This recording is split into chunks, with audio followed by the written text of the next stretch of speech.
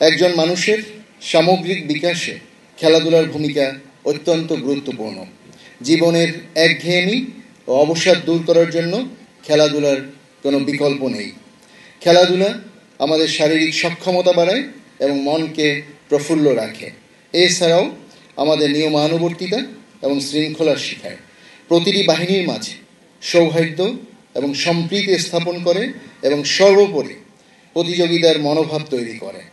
এই বিবেচনায় বাস্কেটবল প্রতিযোগিতা একটি অত্যন্ত সৈনিকোচিত খেলা, যা আমাদের প্রতিরক্ষা ও আক্রমণ কৌশল, শারীরিক কসরত ও লক্ষ্য অর্জনের প্রচেষ্টায় অত্যন্ত তাৎপর্যপূর্ণ। সার্বিকভাবে এই প্রতিযোগিতায় চ্যাম্পিয়ন বাংলাদেশ নৌবাহিনী দল এবং রানার্স আপ বাংলাদেশ সেনাবাহিনী দলকে কৃতিত্বপূর্ণ ফলাফলের জন্য আমি আন্তরিক অভিনন্দন জানাচ্ছি।